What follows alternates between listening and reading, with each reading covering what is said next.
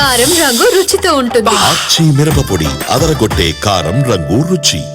సినిమాల్లో చివరికి అరెస్ట్ అయ్యేది విలన్సే. ఇదే విషయం ప్రస్తావించారు తెలంగాణ సీఎం రేవంత్ రెడ్డి. ఢిల్లీలో రేవంత్ రెడ్డి చేసిన వ్యాఖ్యల వెనుక మర్మమేంటే? విచారణలో ఓ కొలుక్కొచ్చాయని ఇండికేషన్ ఇచ్చారా? అసలేం చెప్పాలనుకున్నారు? ఢిల్లీలో సీఎం రేవంత్ రెడ్డి మీడియాతో చిట్చాట్ చేశారు. బీఆర్ఎస్ వర్కింగ్ ప్రెసిడెంట్ కేటీఆర్, ఆ పార్టీ ఎమ్మెల్యే హరీష్ రావులపై సెటైర్లేశారు. కేటీఆర్ పరుష పదజాలంతో చేస్తున్న ఆరోపణల విషయంలో కొద్ది రోజులుగా సంయమనంతో ఉన్నారు రేవంత్. ఇప్పుడు పరిస్థితిలో మార్పు కనిపిస్తోంది. ఇటీవల జరుగుతున్న పరిణామాలపై రేవంత్ రెడ్డి సీరియస్ గానే ఉన్నట్టు కనబడుతోంది. కాళేశ్వరం ప్రాజెక్టు కుంగుబాటుపై జస్టిస్ పీసీ ఘోష్ కమిషన్ విచారణ తుది దశకు చేరుకుంది. మాజీ సీఎం కేసీఆర్, మాజీ మంత్రులు ఈటెల రాజేందర్, హరీష్ రావులు కూడా విచారణకు హాజరయ్యారు. ఇప్పుడు నివేదిక సిద్ధం చేసే పనిలో ఉన్నారు జస్టిస్ పీసీ ఘోష్. నివేదిక అందగానే ప్రభుత్వం కూడా యాక్షన్లోకి దిగే అవకాశం లేకపోలేదు. ఇప్పటికే కాళేశ్వరం ప్రాజెక్టులో పనిచేసిన అధికారులందరిపై ఏసీబీ దాడులు జరుగుతున్నాయి. వందల కోట్ల ఆస్తులు బయటపడుతుండటంతో కాళేశ్వరం కమిషన్లో అధికారుల పాత్రపై విచారణలో చాలా స్పష్టత వచ్చినట్టుగా కనబడుతోంది. నివేదిక వస్తున్న నేపథ్యంలో కీలకమైన నాయకులకు కూడా ఉచ్చు బిగుస్తోందనే ఇండికేషన్ సీఎం రేవంత్ రెడ్డి ఇచ్చారా అనే చర్చ జరుగుతోంది. విజిలెన్స్ రిపోర్ట్ ఆధారంగా ఇంజనీరింగ్ అధికారులపైనే చర్యలు తీసుకున్నారు.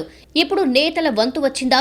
అందుకే విలన్లు ఎప్పుడు క్లైమాక్స్ లోనే అరెస్ట్ అవుతారని సీఎం రేవంత్ రెడ్డి అన్నారా అనే చర్చ జరుగుతోంది. ఫోన్ ట్యాపింగ్ కేసు విచారణ కూడా తుది దశకు వస్తోంది. ఇప్పటికే చాలా మందిని పోలీసులు ప్రశ్నించారు. సాక్షులుగా చాలా మందికి నోటీసులు ఇచ్చి వారి స్టేట్మెంట్ రికార్డ్ చేశారు. మరికొంతమందిని కూడా విచారణకు పిలుస్తున్నారు. ట్యాపింగ్ లో కీలకంగా ఉన్న ప్రభాకర్ రావును ప్రశ్నించడం కూడా ఇప్పటికే చాలా సార్లు జరిగింది. వీలైనంత త్వరగా విచారణను ముగించాలని ప్రభుత్వం భావిస్తోంది. ట్యాపింగ్ కేసులో కూడా కొంతమంది అధికారులు జైలుకు వెళ్లారు. అయితే ఇప్పటిదాకా ఫోన్ ట్యాపింగ్ కు ఆదేశించిన వారెవరు, ఆదేశాలు ఎక్కడి నుంచి వచ్చాయనేది క్లారిటీ రాలేదు. గత ప్రభుత్వ పెద్దల చుట్టూ ఈ వ్యవహారం తిరుగుతోందని చర్చ జరుగుతోంది. మరోవైపు విద్యుత్ కొనుగోలు అంశంపై కూడా విచారణ జరిగింది.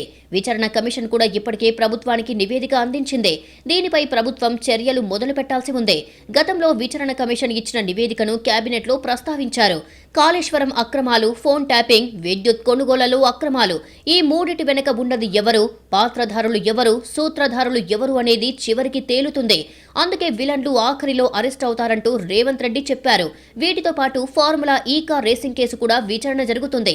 కేటీఆర్ ఇప్పటికే విచారణకు హాజరయ్యారు. మరోసారి కూడా కేటీఆర్ ను విచారణకు పిలుస్తారని సమాచారం.